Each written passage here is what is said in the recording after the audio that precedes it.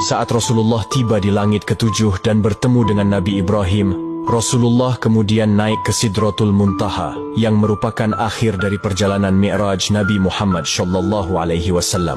Namun, perjalanan Rasulullah naik ke Sidratul Muntaha tidak ditemani malaikat Jibril.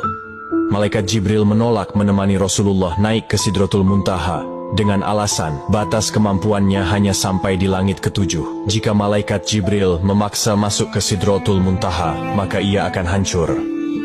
Saat Rasulullah SAW sampai di Sidratul Muntaha, dalam kebingungannya bagaimana mengucap salam, Allah Subhanahu wa Ta'ala memberinya wahyu kepada beliau berupa ucapan salam kepadanya.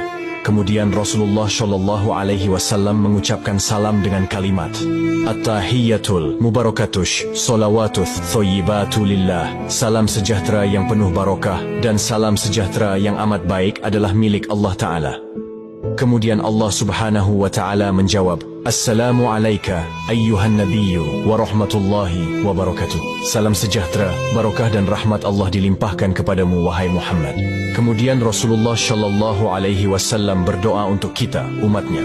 Assalamu alayna wa ala ibadillahi sholihin.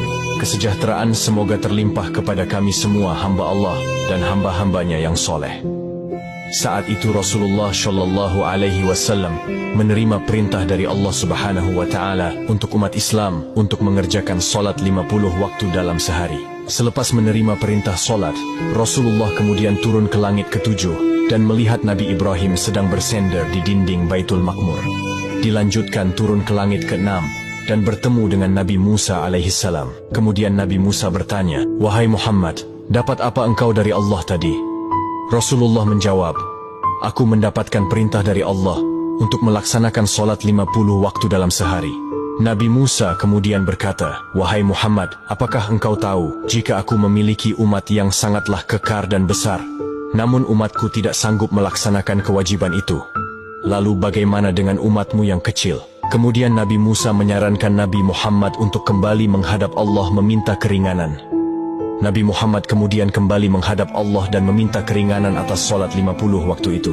Dalam kembalinya Rasulullah ke Sidratul Muntaha, beliau hanya mendapat pengurangan 5 waktu.